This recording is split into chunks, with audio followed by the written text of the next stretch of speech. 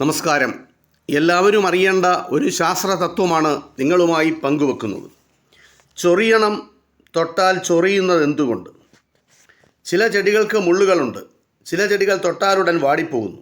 ചൊറിയണം പോലുള്ള ചില ചെടികൾ തൊടുന്നവരെ ചൊറിയിക്കുന്നു. ശത്രുക്കളിൽ നിന്ന് രക്ഷ നേടുന്നതിന് ചെടികൾ സ്വീകരിച്ചിട്ടുള്ള വിദ്യകളാണ് ഇതെല്ലാം.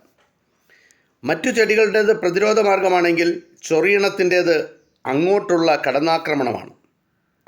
ചൊറിയണം, ആനച്ചൊറിയൻ, കൊടിത്തൂവ, നായ്ക്കൊരണ തുടങ്ങിയവയെല്ലാം നമ്മുടെ നാട്ടിൽ സാധാരണയായി കണ്ടുവരുന്ന തൊട്ടാൽ ചൊറിയുന്ന ചെടികളുടെ ഇനത്തിൽപ്പെട്ടതാണ്. ഇവയുടെ ഇലകളും മറ്റും ഉള്ളുപൊള്ളയായ ഒരുതരം രോമങ്ങൾ നിറഞ്ഞവയാണ്. ഈ രോമങ്ങൾക്കുള്ളിൽ ചൊറിച്ചിലുണ്ടാക്കുന്ന രാസവസ്തുക്കൾ നിറഞ്ഞിരിക്കുന്നു. ചൊറിച്ചിലുണ്ടാക്കുന്ന രാസവസ്തു പല ചെടികൾക്കും പലതാണ്. എന്നു മാത്രമല്ല, ഇവ ഒന്നിലേറെ രാസവസ്തുക്കളുടെ മിശ്രിതവുമാണ്. അസറ്റൈൽ കോളിൻ, ഹിസ്റ്റമിൻ, സെറോറ്റോണിൻ തുടങ്ങിയവ അസറ്റിക്, ടാർട്ടാറിക്, റസിനിക് അമ്ലങ്ങളുമാണ് സാധാരണയായി ഈ ചെടികളിൽ കാണുന്നത്.